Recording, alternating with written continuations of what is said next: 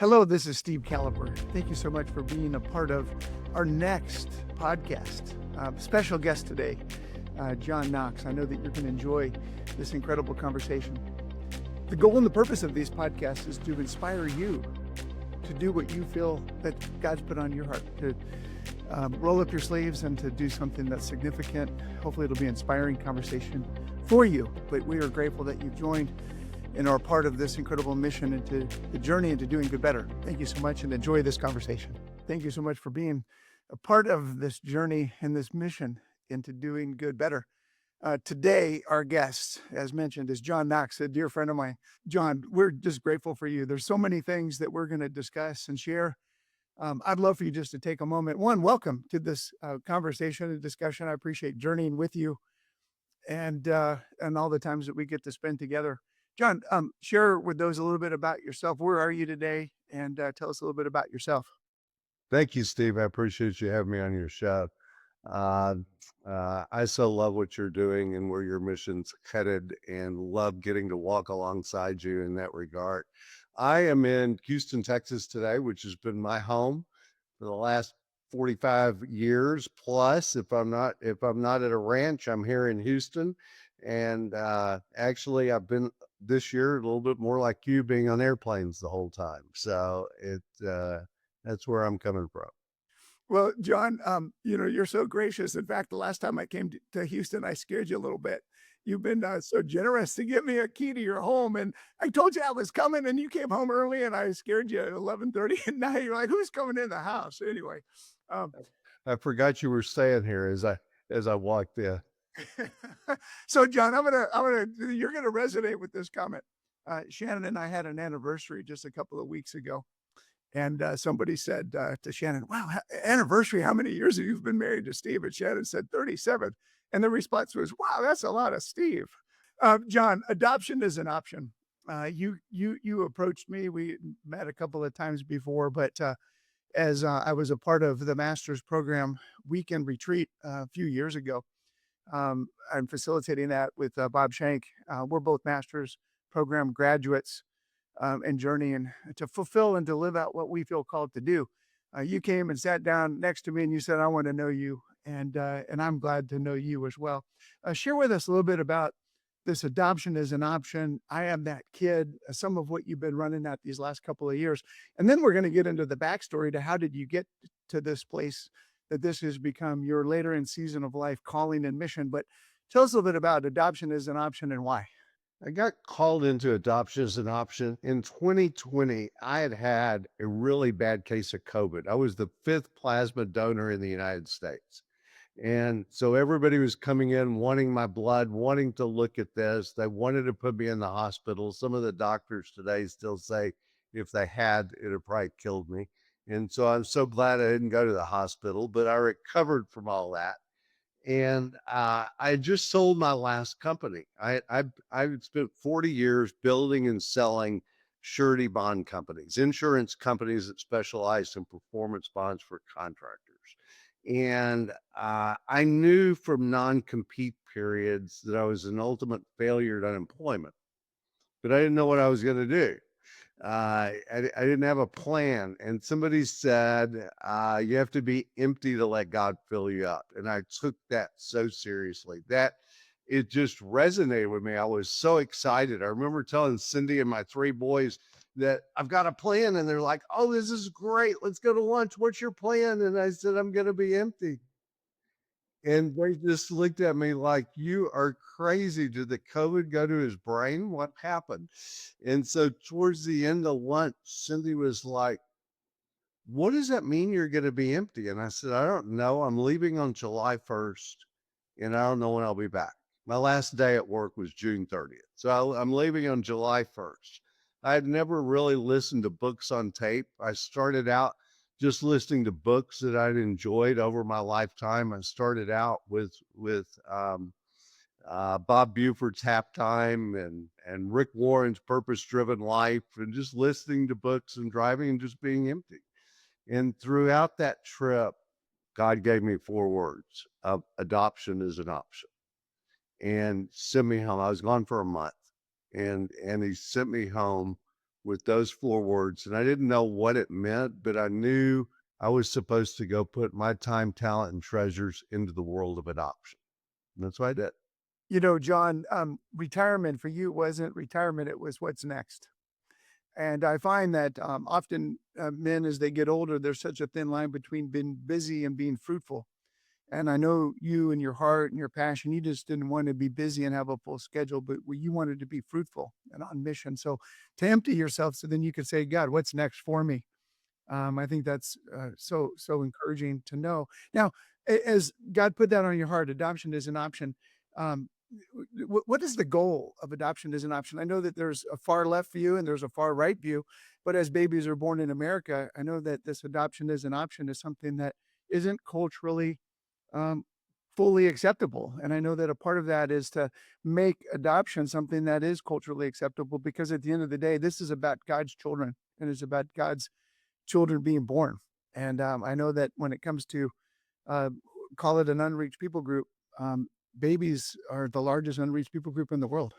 It's amazing what we've learned over the years. And let me frame it a little bit with where the problem is. Okay. And I started out uh, last year saying this. I don't know what this year's numbers are, but last year I was saying there were 4.7 million pregnancies the year before in the United States, 1.2 million abortions, 25,000 private infant adoptions. I mean, that's crazy. 25,000 private adoptions. I was adopted. And back in the 50s, the population was half of what it is today in the United States, and there were hundreds of thousands of adoptions. I think the year I was born in 1955, there were 175,000 adoptions. And so it's crazy. It's just been forgotten. We've lived in a society where over the last 40 years, we've had the pro-life, pro-choice communities build their networks, build their armies, build their fight, if you will, between these two sides, and adoption has just been eliminated as a competitor. When George Barna headed up our first research report, he called it adoption and its competitors. And that really hit me strange when he did that. And as the years have gone by and I look at that, I see exactly why George did that. It's the right way to be thinking about it. It's how the two sides have just eliminated um, adoption. And that's what we're trying to reintroduce to America and what we're trying to bring back into it. I've been at this for 5 years and and going into this year, I said I'm going to go all. I want to go all in. I'm like God has given me this great job, and I'm like God, I'm going all in. I don't know what happens after this year, but I'm 100% in. Don't tell God you want to go all in if you're not really serious. I have never traveled the amount of travel, never been in the amount of meetings, never partnered with a number of organizations, massive organizations all over the country. It has been so fun to go into. John, let's take a step back and let's let, if you don't mind, others hear about your story as it relates to, being adopted and the realization of that and was going in your heart over the years and kind of what that family life journey was for you. I was adopted by a great family, by John and Nancy Knox in Richardson, Texas, and raised in a Catholic community and going to the Catholic school, originally Catholic church, Catholic school, for the first few years, and always knew that I was adopted. I mean, everybody asked me, when did you know? I said, I guess from the time I could speak. Uh, that I always knew and appreciated that, but you're always curious. Any adopted kid's going to be curious and wanting to know. And after I got married and started having children, I particularly wanted to know. I really wanted to know from a medical, physical standpoint about what that was. When I was about 38 years old, I started doing a very extensive search for my birth mother, and it was really hard to find. She was from New York.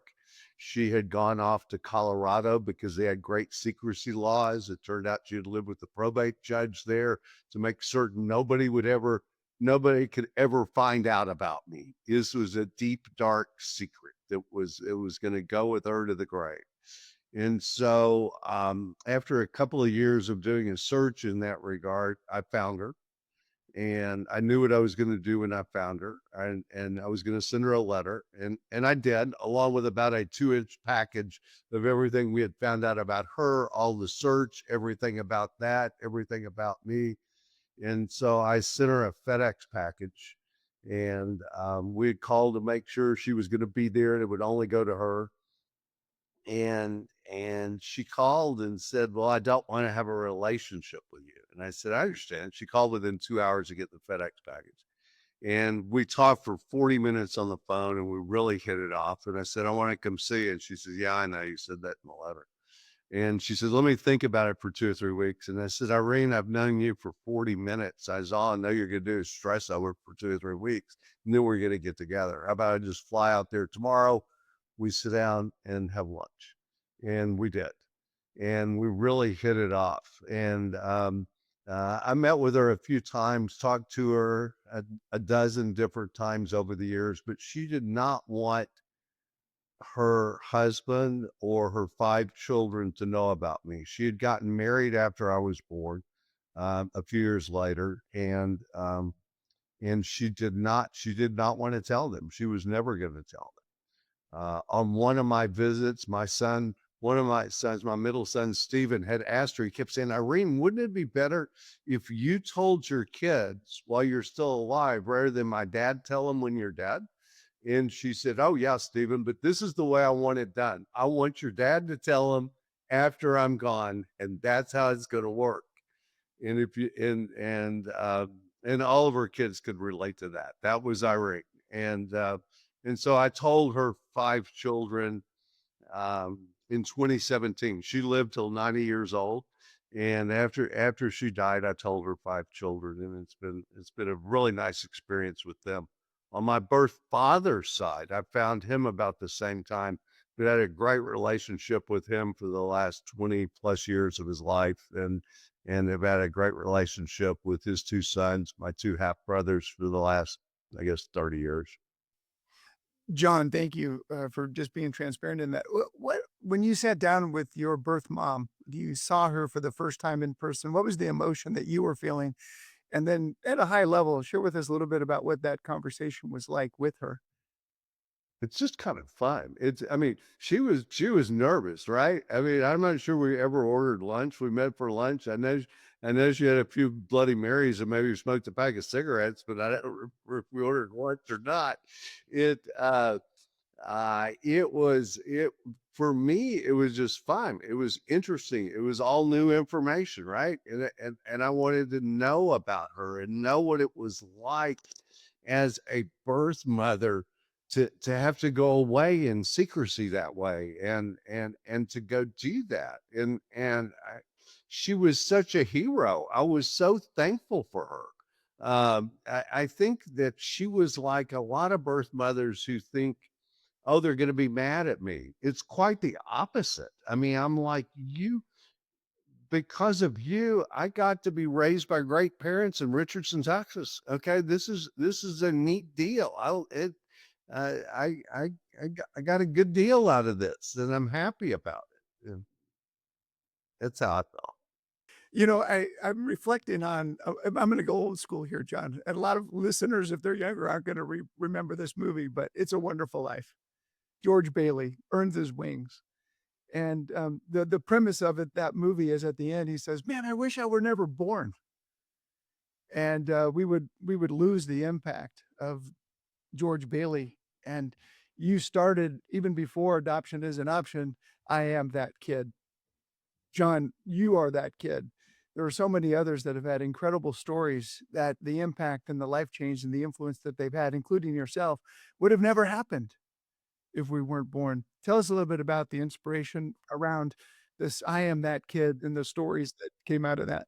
You were there, you just don't know it. Okay. When you mentioned earlier our master's retreat that we got together with Bob Shank. Okay, you were sitting. This is the first time you and I met. I mean, I think we might have briefly met before, but the first time we really got to know each other. You were sitting on my left. Here's this Steve on my left, and on my right is Steve Stenstrom. And Steve Zinstrom from Pro Athlete Outreach and I are talking, and he asked me what I'm doing, and I just started adoption as an option, and he's like, "Tell me your story." And I was telling him the adoption story a little bit, what that's about, and he said, "Well, your story is the same as Lori's story." And I said, "Well, who's Lori?" He said, "Lori's my wife." And we ended up getting together with Pro Athlete Outreach with Lori Stidstrom, and her story and my story are the same. We found our birth mothers at similar ages and similar stories of our adoption, and it is so fun to do that we started a campaign called I Am That Kid.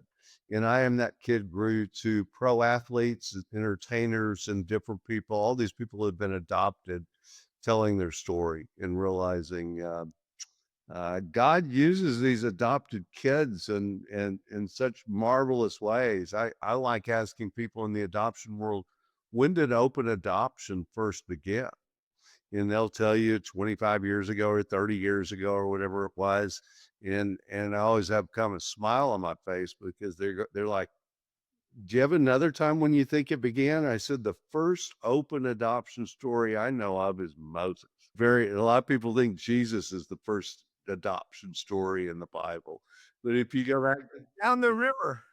yeah, if you go back and and some of my Catholic friends don't like that because they're so mad at the Pharaoh. But the Pharaoh took him, the Pharaoh's daughter, the Pharaoh's wife, took him into the family, and he would not have accomplished what he accomplished in his lifetime if he hadn't been adopted. People say, well, so many adopted kids have dyslexia or learning disabilities, and what is it about that? And I'm like, I don't know. The adoption didn't cause them to have learning disabilities. I don't know why God picked Moses with a kid that had speech problems and other things. I don't know why he placed those of us that have had dyslexia and struggle with that. It's the same reason I don't know why there's so many Fortune 500 CEOs that have dyslexia, but they do. I can't answer why that is, but I can tell you that adoption has certainly been a great option. And most of us that have been adopted would agree with that, I think. John, there's a lot of conversation as it relates to I Am That Kid. Adoption is an option. Seeing babies and people really being blessed and loved by families that want to adopt them. Let's take a moment and honor and bless the women that were brave enough and bold enough to say, I found myself in an untimed, unplanned pregnancy, and I want to give this child up for adoption because it might not be the right season for them, but they want to make sure that that baby can be loved and cared for because they recognize that this baby is a child of God. Um, what are some of the stories as it relates to encouraging women that have given up a child for adoption? We have such horrible language. Steve, we have such horrible language, right? Twice you just said in the same little sentences there that she gave this child up. She gave it up. Mhm. And that there's so many families who want a child. She didn't care about that. Okay, I was with a group of birth mothers yesterday at CareNet and listening to their stories. And they're so mad about hearing that. I mean, the reality is there's 50 families that want to adopt or approved to adopt for every one child that's available to be placed. This isn't about fulfilling their needs. She shouldn't, it's an insult to her that she should use her body to to to to deliver this child because of somebody else's needs. And so she doesn't like hearing that. And she is not giving up. Okay. What she is doing is making a selfless, loving choice because she's doing what's in the best interest of the baby. And it's hard for her. If you have an unexpected, unwanted pregnancy, you have three really hard options. Mm. Our society tells you you've got only two. They want you to focus on just the two, which is either abort it or raise it. And we push so many, even the well-intentioned pregnancy centers push so hard on raise this child and keep this child I think that's a big reason we have so many kids in the foster care system today because we've eliminated adoption. And I think that's hard. I think that we have so many people that we live in a society that my body, my choice maybe is one of the greatest marketing slogans, marketing plans that they've ever come up with.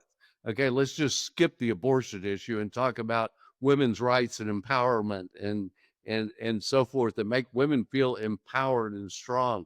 And they eliminated adoption on that side. It needs to be put back in the conversation because of both sides. But we need to honor birth mothers, and you're right by going there and saying that. But she's not giving something up, and she's not doing it for the other family. She's doing it because it's in the best interest of that child, and it's a wonderful choice. The difference from when my birth mother had to do it, and it was secretive, and she was sent away, and nobody ever talked about it. She never talked about it for 90 years. I mean, it has for 70 of them with me, but today it's different because today 90+% of the adoptions are open adoptions. Today, the birth mother gets to decide and pick who's the family. The birth mother gets to decide and negotiate with that family if it's an open relationship and how that open relationship works. She has rights. Nobody's telling her what her rights are, but she's got rights, and we need to tell her that. And that's a strong, loving option that she's doing in that regard. Mm. John, well said. Thank you. Certainly gives us a lot to be thinking about, be intentional to change the language because changing the language changes the culture. And certainly it reflects and changes our hearts as well. So there's a couple of different lanes. There's collaboration and partnership medically. And I know that there's a couple of efforts in that space that you've embarked on, which has been pretty incredible. And then there's cultural and then there's political. I'd love for you to lean in and speak and share a little bit about, adoption as an option, but you've been able to speak into the medical community as it relates to getting the medical community to think about adoption differently. And this is becoming a game changer. In our research, I was amazed. It was like, who influences pregnant women? I thought it would be friends, peers, internet, social media. They were not even hardly on the list. Outside of the family, by far the number one influencer was the medical community. And I'm like, the more we looked into that, in today's world, we outsource parenting, right? So anytime there's a crisis, you look to the expert, right?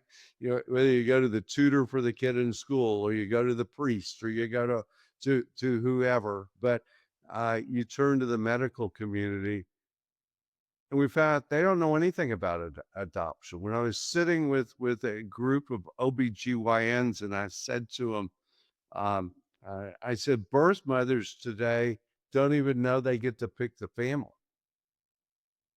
And universally they went, they do? I mean, they don't know. And here they are, the experts who are telling them that. 50% of, they were telling me early on that 50% of all adoptions fail because labor and delivery nurses talk her out of it. I mean, they think they're doing a good thing, right? I mean, because they see the day that that baby leaves the hospital with another family is a really hard day for a birth mom. And they try to avoid that by talking her out of it. I think that's part of what's contributing to so many kids being in the foster care system today. So many people who aren't prepared, who aren't ready. If I go back to I am that kid, right? I want to go home with two parents. I want to be raised in a Christian family with two parents. That's what I want. Okay. And I think the chance of success far exceeds anything. And if that's the best thing for it, I don't care how that labor and delivery nurse feels that day. I feel terrible for that birth mother that day because I know what a hard day that is. And that's something that they've got to get over. But it's always in a hard day the day she gets an abortion. This whole idea that it's easy and she can just go do that and never live with that the rest of her life is a bunch of crap too. Okay. And if you think those two options are hard, try raising them. It's hard enough to raise them if you're in a great marriage. Try doing that alone as a working mom. I mean, it's very difficult. So if you have an unwanted and unplanned pregnancy, you've got three really hard options. I personally think adoption is a great one, but that's from the kid's perspective, right? John, politically, the landscape of America has changed radically over the last several years.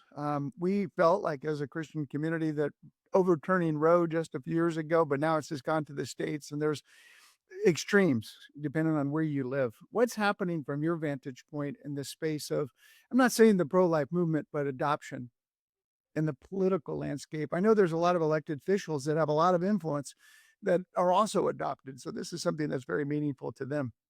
It's been pretty exciting. We've been getting very involved on the political side in terms of doing that, and a lot of people realizing that the tribalism that exists in America today has been going on in this fight of the pro-life, pro-choice side for the last 50 years in America, and maybe all the battles we're in actually grew out of that, but it's that is continued as a battle between the two sides.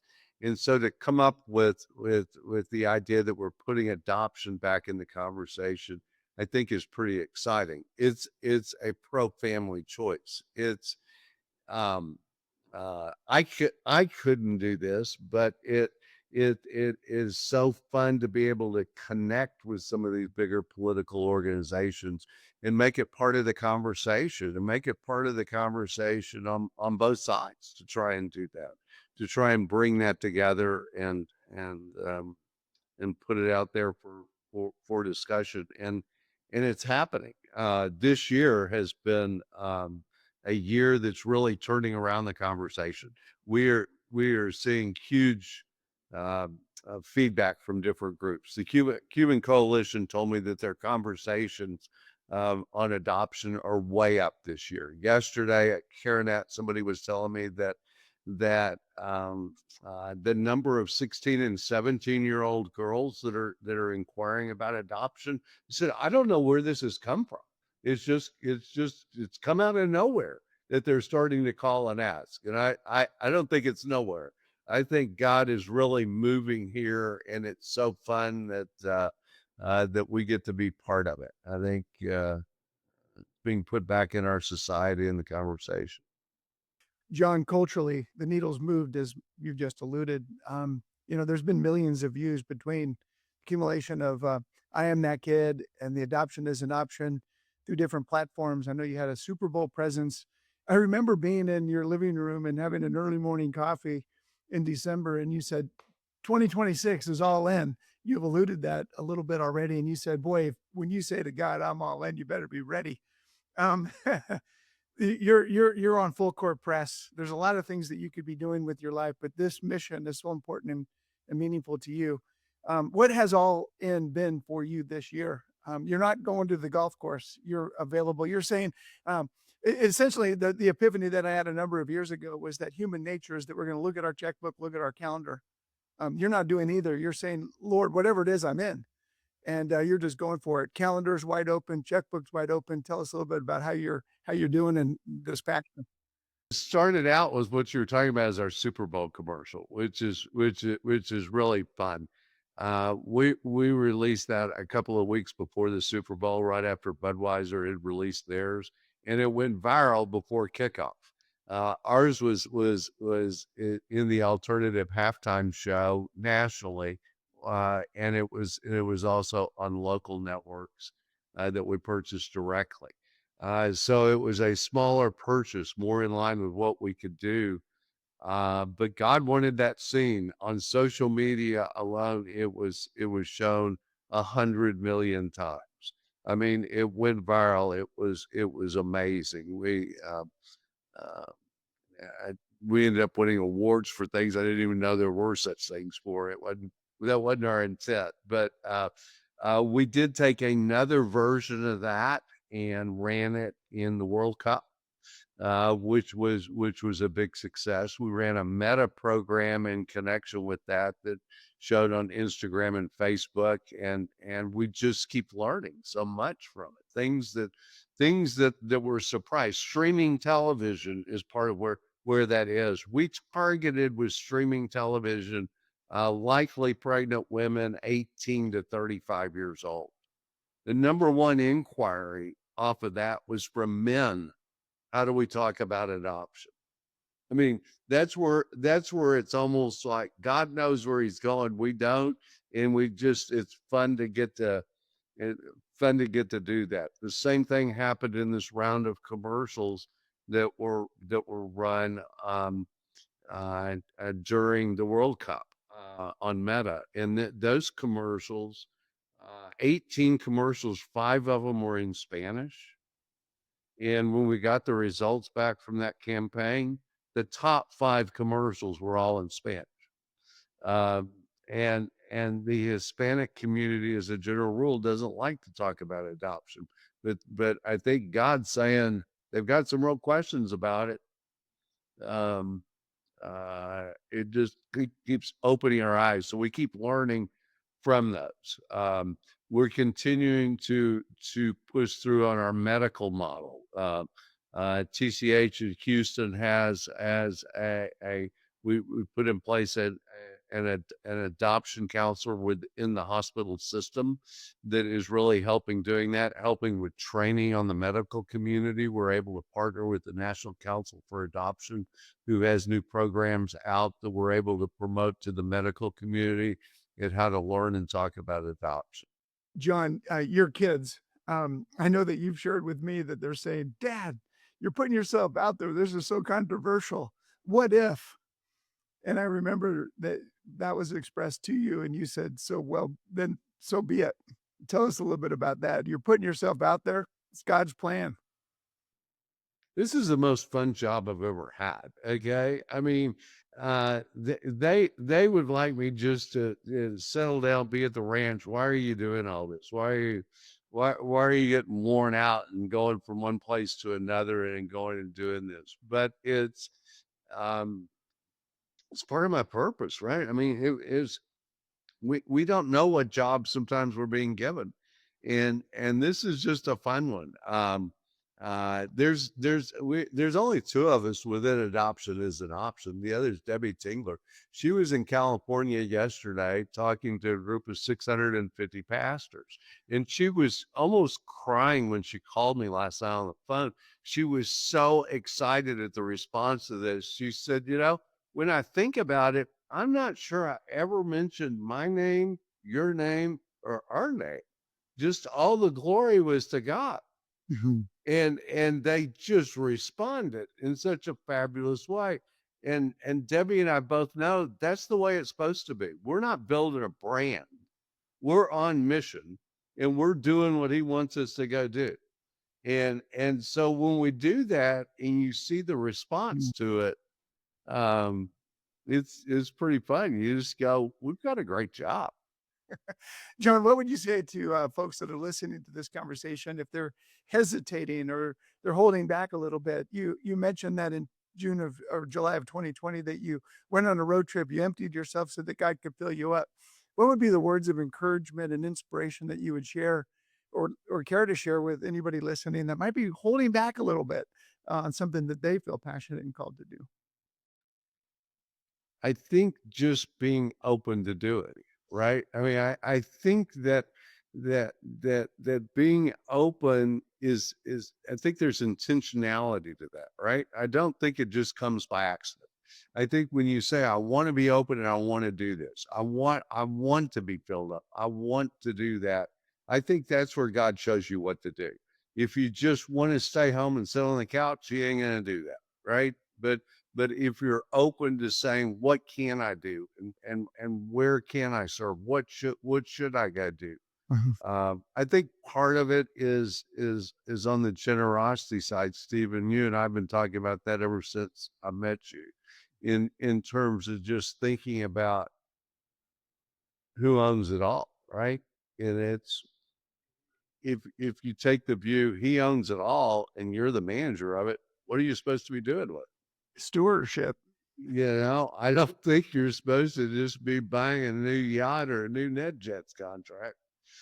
There's a reason you've been given what you've been given, and and um, um, and and we're all going to have to answer the question on what did we do with what we've been given.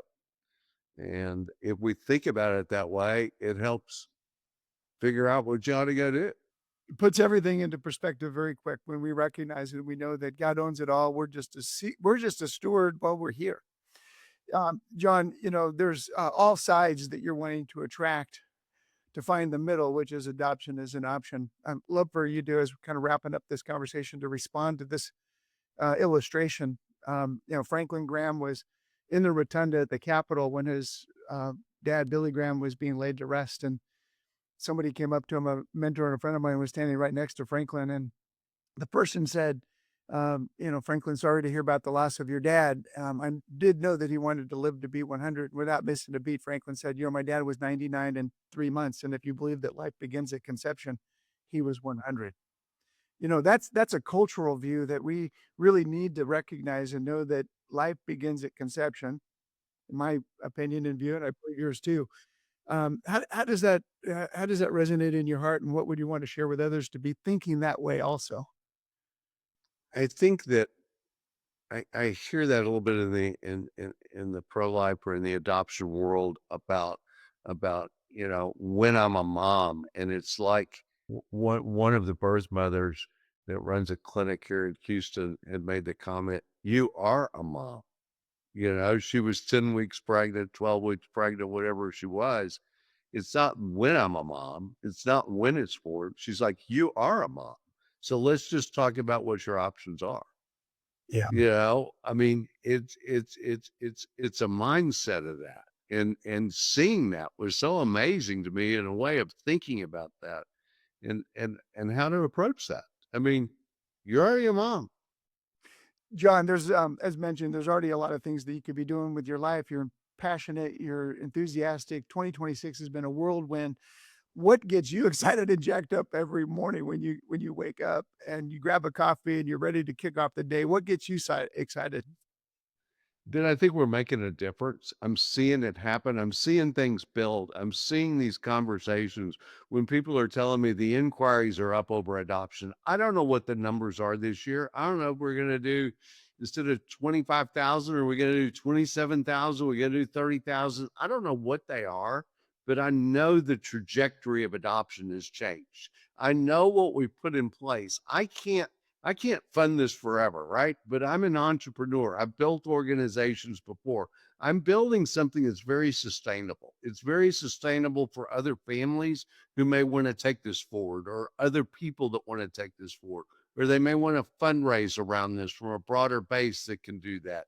It may be it's a base that could be funded through the industry as it grows and other things. I know enough about building the core and being an entrepreneur to know how to build it, and that it can't just always be funded by me, but this core structure of it and what we put together is very sustainable. What I'm doing is using my money to prove it works. It's to prove it's and then see, that's where I get it wrong, Steve. It's God's money, right? If you think of it that way, I'm going to take a piece of God's money and say, I'm going to go prove that this works, that we can change the trajectory of adoption, and that we can get it in a place where it needs to be, and let others fund it to take it to that next level. And they're going to, and they do. And I keep meeting incredible families and incredible people that are so supportive of this venture and so supportive of where it's going. Uh, and that's what keeps me going. God blessed you and then encouraged and challenged you to say, John, I'm going to put this on your heart. I've blessed you. Now go do it. And you responded with, God, whatever it is, I'm in, which is what I appreciate about you. John, as we wrap up, how can somebody learn or maybe even see some of the ads? I am that kid. Adoption is an option. How can somebody learn and engage and be aware a little bit about what you're doing?